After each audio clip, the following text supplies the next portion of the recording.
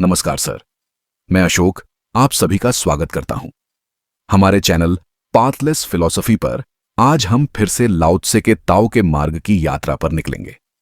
आज की दुनिया में जहां हर सुबह सूरज की पहली किरण के साथ ही फोन की नोटिफिकेशन की घंटी बज उठती है और हर शाम सूर्यास्त से पहले ही थकान का बोझ कंधों पर लद जाता है, हम इंसान कहां खड़े हैं?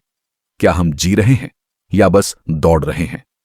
कल्पना कीजिए एक प्राचीन जंगल को जहां पेड़ हवा के साथ झूमते हैं, नदियां बिना किसी मंजिल की चिंता के बहती हैं और पक्षी आकाश में उड़ान भरते हुए सिर्फ आनंद लेते हैं।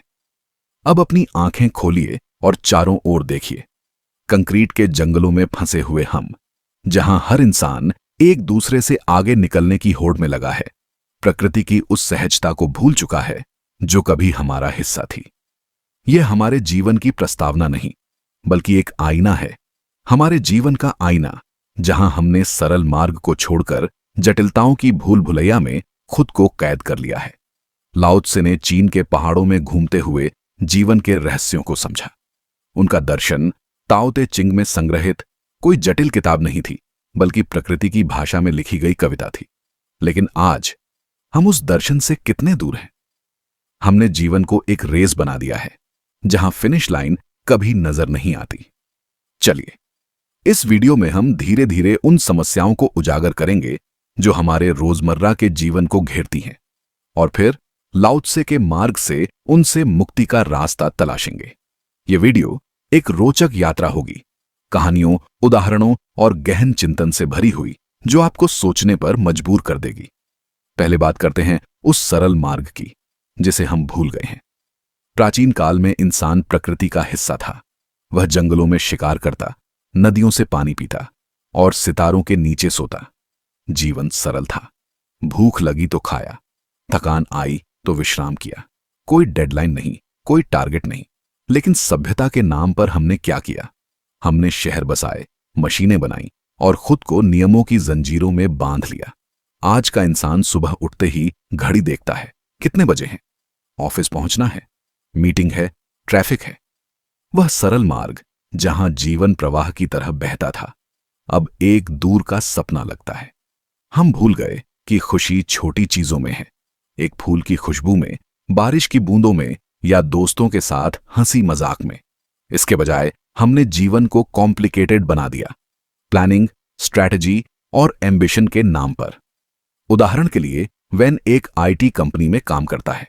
हर सुबह वह अलार्म की आवाज से जागता है, जल्दी जल्दी नाश्ता करता है और मेट्रो में धक्के खाते हुए ऑफिस पहुंचता है। शाम को घर लौटते ही लैपटॉप खोलता है, ईमेल चेक करने, वर्क फ्रॉम होम। क्या यह जीवन है?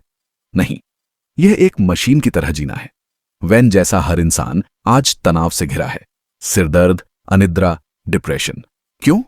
क्योंकि हमने सरलता को छोड़ दिया। लाओ त्से कहते थे, जीवन सरल है लेकिन हम इसे जटिल बनाते हैं। हम भूल गए कि पेड़ कभी प्लान नहीं बनाता कि कितना ऊंचा बढ़ना है, वह बस बढ़ता है प्रकृति के साथ। लेकिन हम फ्यूचर प्लानिंग में लगे रहते हैं और वर्तमान को खो देते हैं। अब प्रकृति से अलग होने की बात याद कीजिए, बचपन को, जब हम पेड़ों पर चढ़ते थे, मिट्टी में खेलते थे और पक्षियों की चहचहाहट सुनकर खुश होते थे।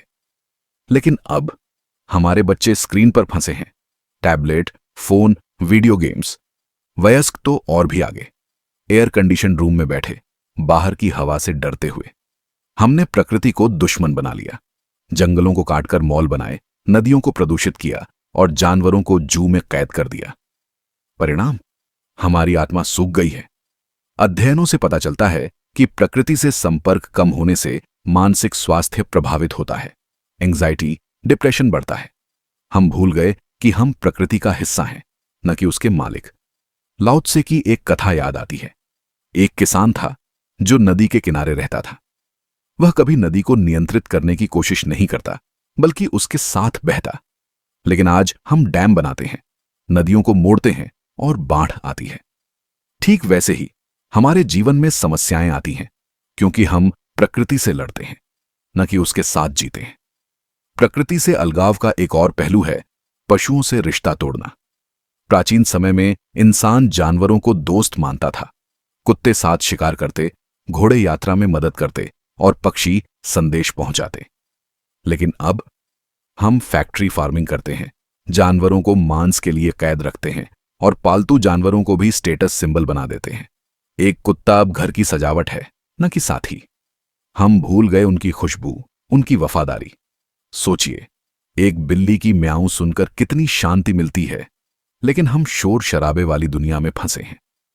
प्रकृति की खुशबू, फूलों की, मिट्टी की, बारिश की, हमने एयर फ्रेशनर से बदल दी। परिणाम, हमारी इंद्रियां सुन्न हो गई हैं और जीवन बेस्वाद। सोशल मीडिया की दुनिया में हर कोई एक दूसरे से तुलना करता है। फेसबुक पर दोस्त की नई कार देखी, इंस्टाग्राम पर किसी की लग्जरी वेकेशन, और हमारा मन जलने लगता है। वह क्यों सफल है, मैं क्यों नहीं? यह प्रतिस्पर्धा हमें खा जाती है। स्कूल से ही शुरू होती है, टॉप रैंक, फिर कॉलेज में ग्रेड्स, जॉब में प्रमोशन। लेकिन क्या यह सच्ची खुशी देती है? नहीं, सिर्फ थकान। लाओ त्से कहते थे, तुलना चोर है। हम भूल गए कि हर इंसान का मार्ग अलग है। जैसे फूल अलग अलग रंगों में खिलते हैं, लेकिन सब सुंदर हैं। प्रतिस्पर्धा में जीना मतलब खुद को जलाना। एक कहानी सुनिए। दो दोस्त थे, एक अमीर बनने की दौड़ में लगा, दूसरा सरल जीवन जीता। अमीर वाला हमेशा तनाव में, सरल वाला खुश। अंत में अमीर ने कहा, तुम्हारे पास कुछ नहीं, फिर भी खुश कैसे? सरल ने जवाब दिया, क्योंकि मैं तुम्हारी तरह कुछ पाने की होड़ में नहीं हूं। रिश्ते अब कॉन्ट्रैक्ट जैसे हैं। डेटिंग एप्स पर स्वाइप करना, मैच मिला तो डेट, न मिला तो नेक्स्ट।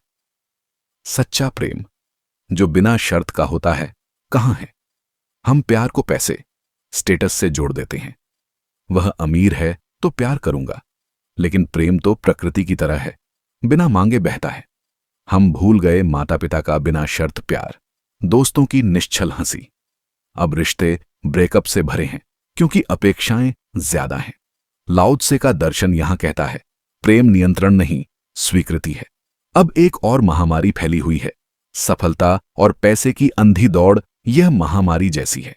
हर कोई करोड़पति बनना चाहता है, स्टार्टअप शुरू करना, इन्वेस्टमेंट। लेकिन कितने खुश हैं? बिल गेट्स जैसे अमीर भी कहते हैं कि पैसा खुशी नहीं देता। हमने खुशी को कार, बंगला, महंगे फोन में बदल दिया। एक नई आईफोन खरीदते ही खुशी, लेकिन अगले मॉडल आते ही पुरानी हो जाती। यह अंतहीन चक्र है। लाओ त्से कहते थे, संतुष्टि ही सबसे बड़ा धन है। हम भूल गए कि सच्ची सफलता अंदर की शांति है, न कि बैंक बैलेंस। फोन हमारा बॉस बन गया, नोटिफिकेशन आया तो चेक करना पड़ता है। सोशल मीडिया पर घंटों स्क्रॉलिंग, लेकिन असली दुनिया से दूर। हम भूल गए किताब पढ़ना, बातें करना, चुप रहना। तकनीक ने हमें कनेक्टेड बनाया, लेकिन अकेला कर दिया। लाओ त्से जो जीवन को सरल, सहज बनाने की बात करते हैं, बिना नियंत्रण के, वू वेई, जहां सब कुछ प्राकृतिक रूप से होता है। अपने आंतरिक प्रेम को पाना, आनंद में जीना, प्रकृति और पशुओं से प्रेम, गहरी स्वीकृति। लाओ त्से कहते थे, प्रकृति कभी जल्दी नहीं करती, फिर भी सब पूरा होता है। हम अगर इस मार्ग पर चलें तो समस्याएं खुद सुलझेंगी। कल्पना कीजिए, एक दुनिया जहां हम फिर से प्रकृति से जुड़ें। सुबह पार्क में घूमना, पेड़ों से बात करना, जानवरों को सहलाना, तुलना छोड़कर खुद को स्वीकारना, प्रेम को बिना शर्त देना, सफलता को शांति में ढूंढना, तकनीक को टूल बनाना, न कि मालिक। लाओ त्से का ताओ मार्ग है, प्रवाह का मार्ग। तो आगे सुनिए इस ताओ के मार्ग को रोचक कहानियों में। लाओ त्से की शिक्षाएं ऐसी हैं जैसे प्राचीन जंगल में छिपा कोई खजाना, सतह पर साधारण पर गहराई में अनमोल। उनकी किताब ताओ ते चिंग के शब्द जीवन की नदी में डूबकर ताओ रास्ता को समझने की राह दिखाते हैं। प्राचीन चीन के एक शांत गांव में, जहां कमल के फूल तालाब की सतह पर तैरते थे और सुबह की धुंध रहस्यों को गले लगाती थी, एक छोटा सा तालाब था। इस तालाब के कीचड़ में रहता था क्वान, एक कछुआ जिसका खोल इतना पुराना था कि उस पर समय की रेखाएं उकेरी हुई थीं। क्वान कोई साधारण कछुआ नहीं था, वह कीचड़ से प्यार करता था। दिन रात वह कीचड़ में लौटता, कमल के फूलों से बातें करता और तालाब की लहरों के साथ गुनगुनाता। गांव वाले उस पर हंसते, क्वान, तू गंदगी में क्यों रहता है? तालाब के साफ पानी में तैर या जंगल में घूम। लेकिन क्वान अपनी छोटी सी मूंछें हिलाता और कहता, यह कीचड़ मेरा घर है, यही मेरी खुशी है। क्वान की सादगी गांव वालों को समझ नहीं आती थी। वे सोचते, कछुआ पागल है, कीचड़ में क्या रखा है। लेकिन क्वान जानता था कि कीचड़ में जीवन है। वहां कमल की जड़ें पनपती थीं, छोटे छोटे कीड़े उसका भोजन थे और कीचड़ की ठंडक उसे गर्मी से बचाती थी। क्वान का जीवन ताओ का जीवंत उदाहरण था, सादा, संतुष्ट और प्रकृति के साथ एक रूप। एक दिन गांव में हलचल मच गई। राजा के सैनिक आए, जिनके कवच सूरज की किरणों में चमक रहे थे। वे एक खास मिशन पर थे।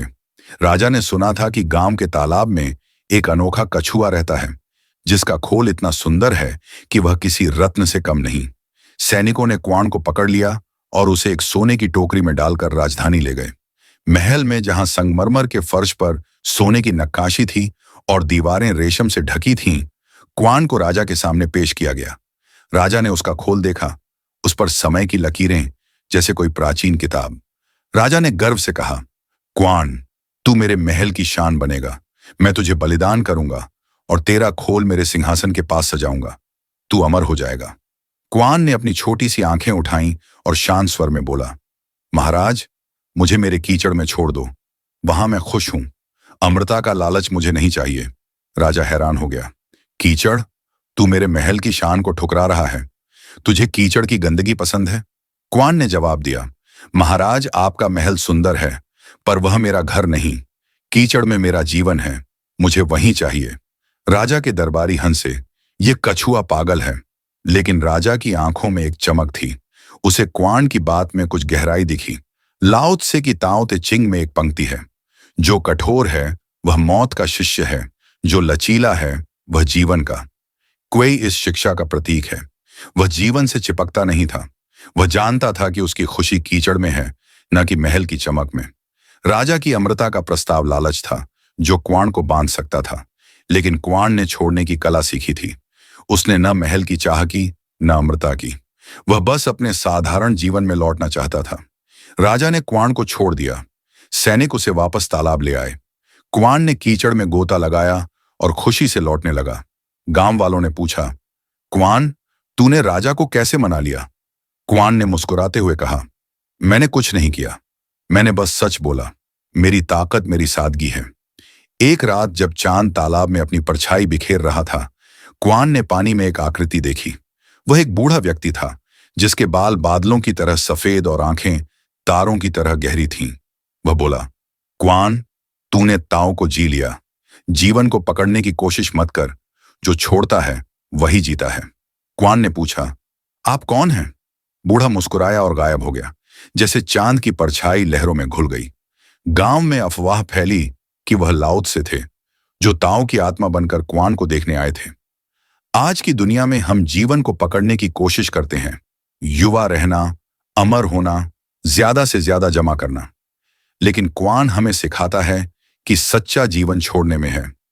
हम जितना ज्यादा पकड़ते हैं, उतना ही दुख पाते हैं। अगर आप नौकरी, रिश्तों या भविष्य को जबरदस्ती पकड़ रहे हैं, तो ताओ कहता है, छोड़ दो। जो तुम्हारा है वह लौट आएगा। क्वान की तरह अपनी सादगी को गले लगाओ। अपनी कीचड़ ढूंढो, वह जगह जहां तुम सचमुच खुश हो। क्वान की कहानी में एक और परत है। कुछ समय बाद गांव में एक महामारी आई। लोग बीमार पड़ने लगे और डर की लहर दौड़ गई। गांव वाले अपने घरों को छोड़कर सुरक्षित जगहों की तलाश में भागे। लेकिन क्वान अपने तालाब में रहा। कीचड़ की ठंडक और कमल के फूलों ने उसे बचाए रखा। जब महामारी खत्म हुई, गांव वाले लौटे और देखा कि क्वान वहीं है, खुश, स्वस्थ और कीचड़ में लौटता हुआ। उन्होंने पूछा, क्वान, तू कैसे बचा? क्वान ने जवाब दिया, मैंने कुछ नहीं पकड़ा, इसलिए कुछ नहीं खोया। यह कहानी हमें लाओ त्से की एक और शिक्षा देती है। जो कम चाहता है, उसे सब कुछ मिलता है। क्वान ने सिखाया कि जीवन की सादगी में ही ताकत है। वह कीचड़, जो गांव वालों को गंदा लगता था, वास्तव में जीवन का स्रोत था। आज जब हम लग्जरी और स्टेटस के पीछे भागते हैं, क्वान हमें याद दिलाता है कि सच्ची खुशी सादेपन में है। कहते हैं क्वान बहुत लंबे समय तक जिया। एक दिन वह तालाब में गायब हो गया। कुछ कहते वह कमल के फूल बन गया, कुछ कहते वह ताओ में विलीन हो गया। लेकिन तालाब में उसकी कहानी आज भी गूंजती है। गांव वाले बच्चों को बताते हैं, क्वान की तरह बनो, जीवन को पकड़ो मत, उसे जियो। एक विशाल साम्राज्य में जहां नदियां सोने की तरह चमकती थीं और पहाड़ों पर बादल नाचते थे, एक राजा रहता था जिसका नाम था ताई। ताई कोई साधारण राजा नहीं था। वह मानता था कि दुनिया एक बर्तन है और वह उसका मालिक। वह हर चीज को नियंत्रित करना चाहता था, अपने प्रजा की हर सांस, हर खेत की फसल, हर नदी का बहाव। उसके महल में एक विशाल नक्शा था जिसमें साम्राज्य का हर कोना अंकित था। वह दिन रात उस नक्शे को देखता और सोचता, मैं सब कुछ संभाल सकता हूं। लेकिन जितना ताई नियंत्रित करता, उतना ही साम्राज्य बिखरता। किसान विद्रोह करने लगे क्योंकि राजा ने उनकी फसलों पर भारी कर लगा दिया। नदियां सूखने लगीं क्योंकि उसने बांध बनाकर उनका रास्ता रोक दिया। लोग भूखे मरने लगे और ताई का महल, जो कभी चमकता था, अब उदासी की छाया में डूब गया। ताई परेशान था। वह सोचता, मैंने तो सब कुछ सही किया, फिर क्यों सब गलत हो रहा है। साधु की मुलाकात। एक दिन एक बूढ़ा साधु महल में आया। उसकी लाठी पर एक अजीब चिन्ह था, एक गोला जो यिन और यांग को दर्शाता था। उसकी आंखें ऐसी थीं जैसे वे समय के पार देख सकती हों। ताई ने उसे देखा और गुस्से में कहा, साधु, मेरे साम्राज्य में अशांति है, मुझे बता, इसे कैसे ठीक करूं। साधु ने मुस्कुराते हुए कहा, महाराज, दुनिया एक पवित्र बर्तन है। उसे पकड़ने की कोशिश करोगे तो वह टूट जाएगा। उसे छोड़ दो और वह खुद ठीक हो जाएगा। ताई हंसा, छोड़ दूं? मेरा साम्राज्य बिखर जाएगा।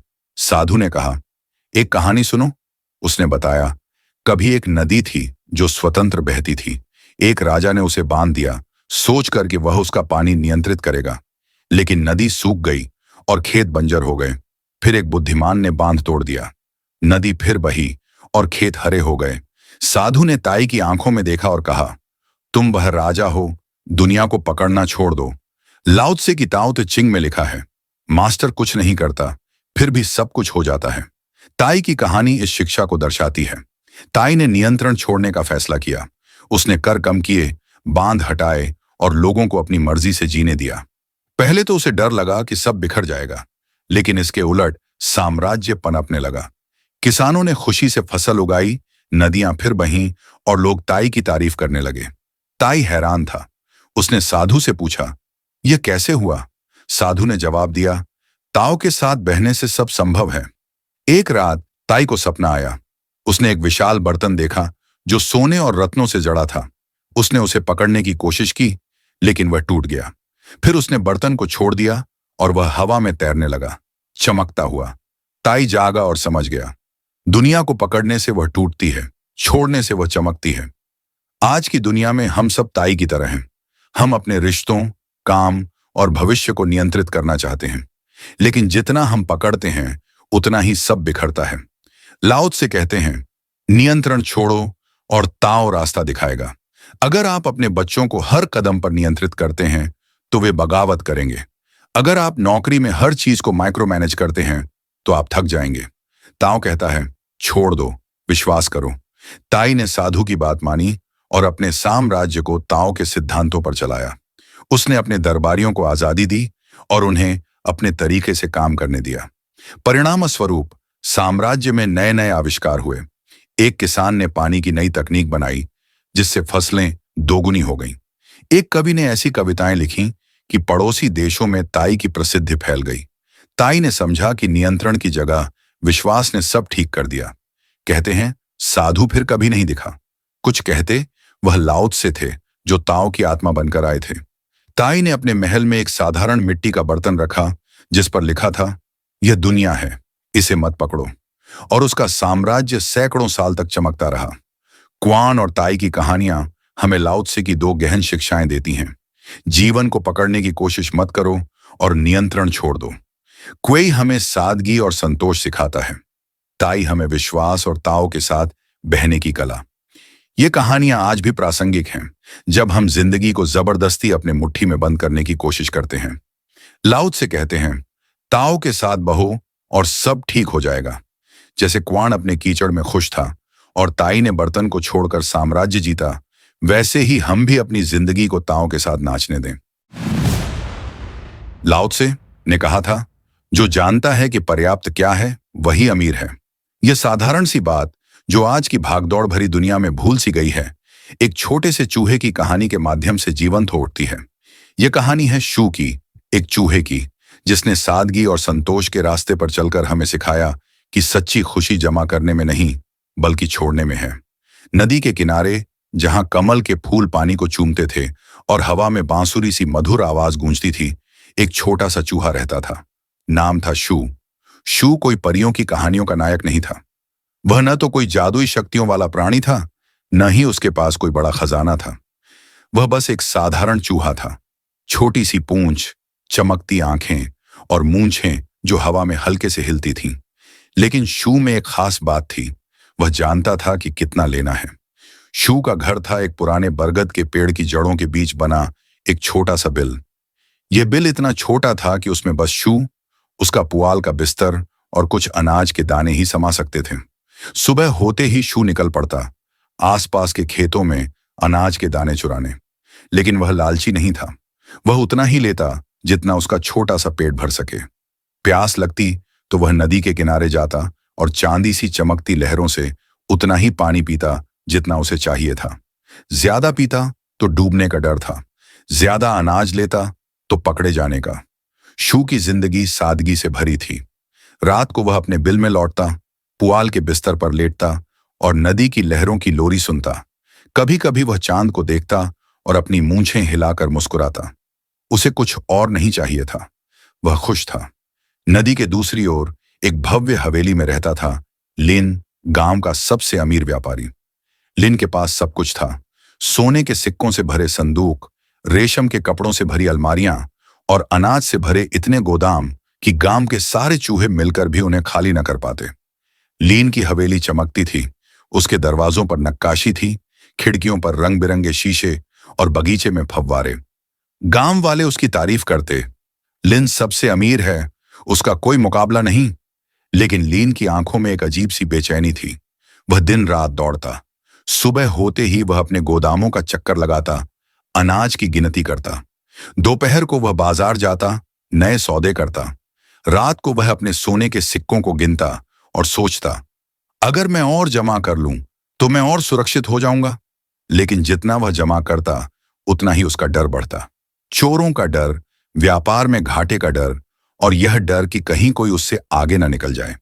गांव वाले लिन को अमीर कहते, लेकिन शू, वह अपनी मूंछें हिलाकर हंसता और कहता, लिन सबसे गरीब है, उसके पास धन है लेकिन चैन नहीं। एक दिन लिन अपनी हवेली से निकला और नदी के किनारे बैठ गया। वह अपने सोने के सिक्कों की एक थैली लिए था और उन्हें गिन रहा था। सूरज डूब रहा था और नदी का पानी सुनहरा चमक रहा था। तभी उसकी नजर शू पर पड़ी, जो पास ही एक पत्थर पर बैठा अपनी मूंछें साफ कर रहा था। लिन को हंसी आई। उसने शू को पुकारा, अरे छोटे चूहे, तू यहां क्या कर रहा है? क्या तुझे भी धन की चाह है? शू ने अपनी छोटी सी पूंछ हिलाई और बोला, धन? वह क्या होता है साहब? मेरे पास अनाज के कुछ दाने हैं और यह नदी है, मुझे और क्या चाहिए? लिन ने ठहाका लगाया, तू क्या जानता है धन के बारे में? देख, मेरे पास यह सब है। उसने अपनी थैली हवा में उछाली और सिक्कों की खनखनाहट गूंज उठी। मेरे पास हवेली है, गोदाम है और गांव में मेरी इज्जत है। तू तो बस एक चूहा है। शू ने अपनी चमकती आंखों से लिन को देखा और शांत स्वर में कहा, साहब, तुम्हारे पास सब कुछ है, फिर भी तुम रात को सोते नहीं। मैं छोटा सा चूहा हूं, लेकिन चैन से सोता हूं।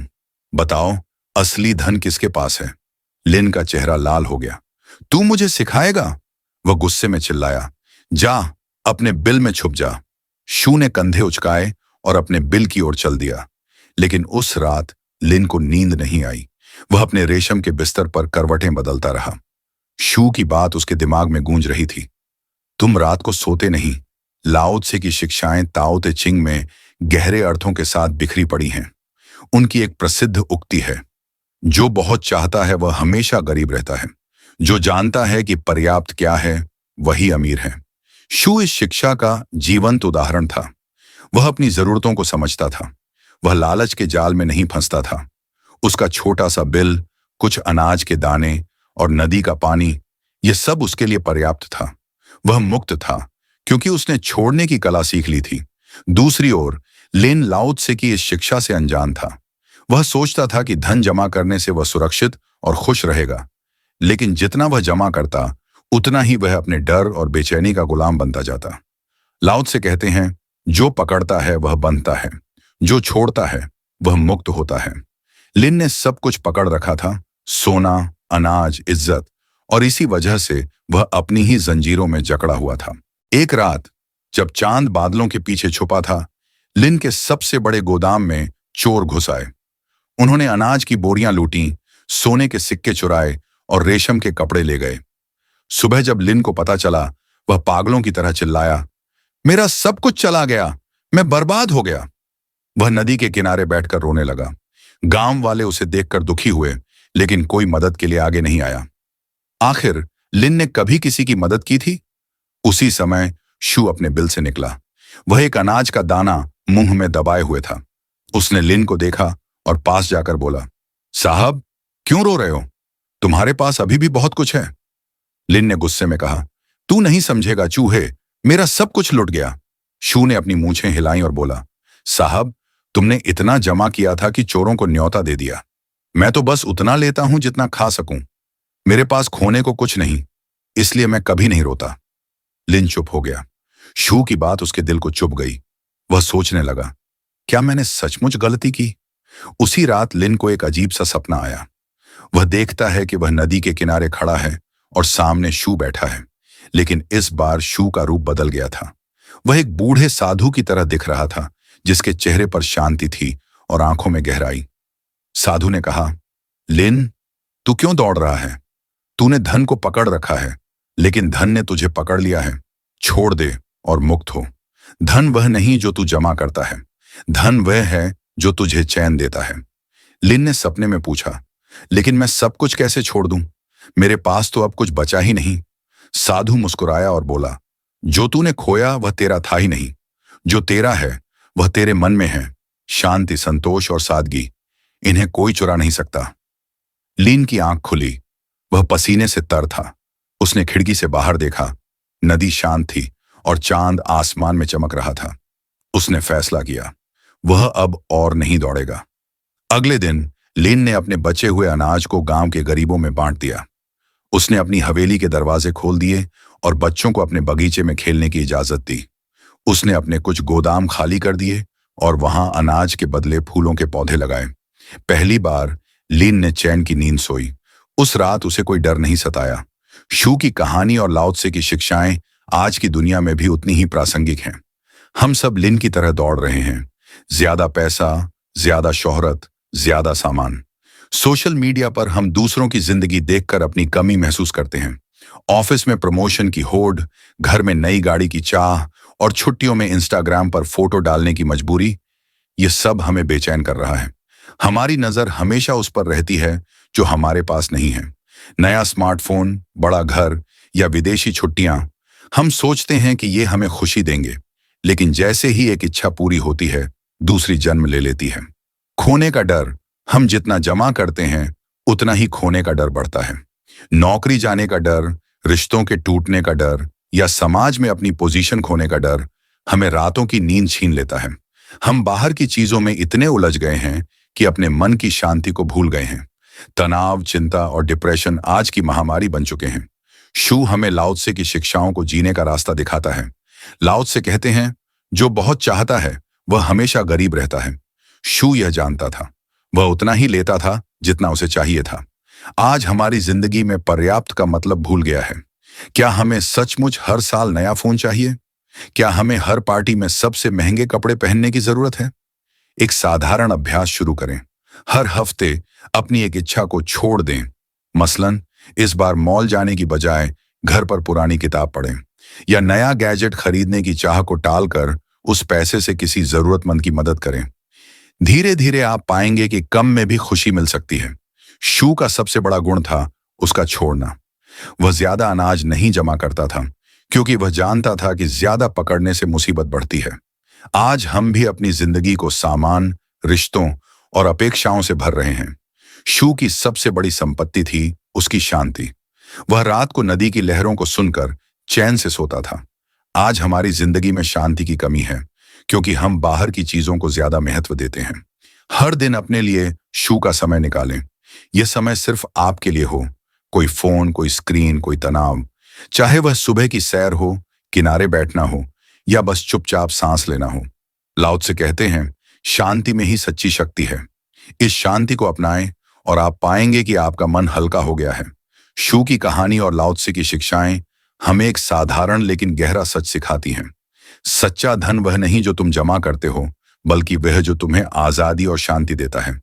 आज की दुनिया में जहां हर कोई ज्यादा की दौड़ में है, शू हमें रुकने, संतोष करने और छोड़ने की कला सिखाता है। धन्यवाद। इस वीडियो में इतना ही। तो मिलते हैं अब अगले वीडियो में। और अंत में आपसे विनम्र अनुरोध कि आपको हमारे वीडियो पसंद आ रहे हैं तो चैनल को सब्सक्राइब कर लें। धन्यवाद।